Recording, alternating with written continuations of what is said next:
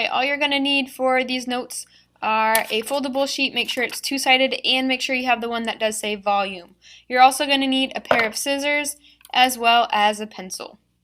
First thing you're going to need to do is fold your sheet in half along the solid line.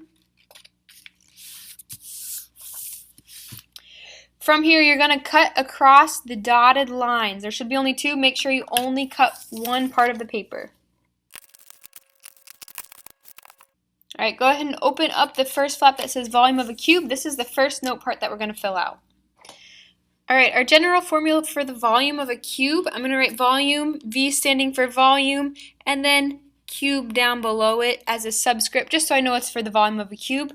That's going to be, in our picture over here, all the sides are labeled as D, so we're going to say D to the third power. Essentially, we're taking each side times itself 3 times.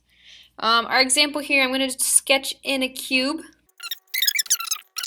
In order to use this formula then, all I'm going to do is I'm going to substitute 5 in for D. So I would take 5 to the third power, and that means that the volume of this cube would be 125 inches cubed.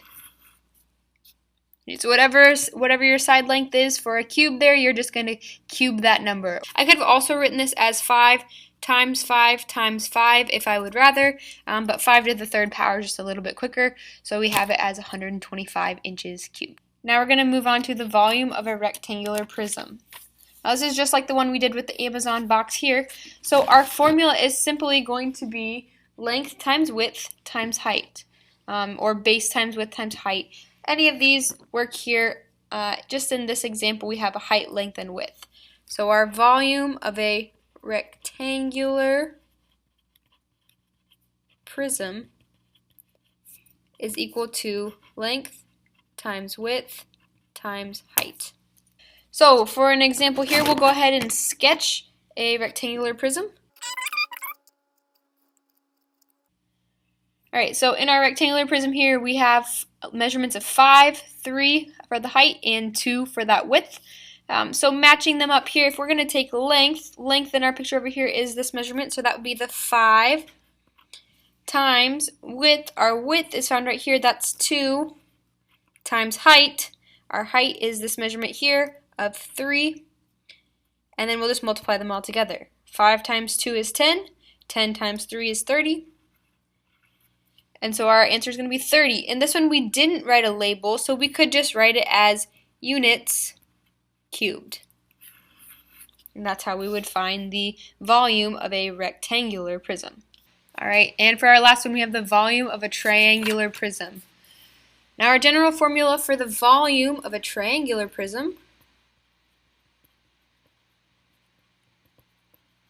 is length times base times height divided by 2.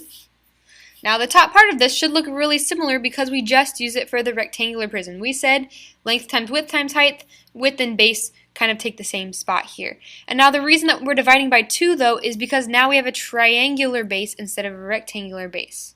Okay, so it's kind of similar to those areas of rectangles versus areas of triangles. We have to divide it by 2 because it would take 2 of these prisms in order to make the same size rectangular prism.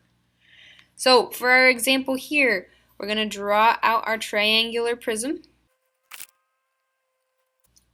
Alright, so the triangular prism I've just drawn out here has a height of 3 centimeters, a base of 4 centimeters, and a length of 8 centimeters. So according to our equation up here, to find the volume, we're going to take that length, which is our 8, we're going to multiply it by the base, which is 4, and by the height, which is 3, and we're going to divide all of that by 2.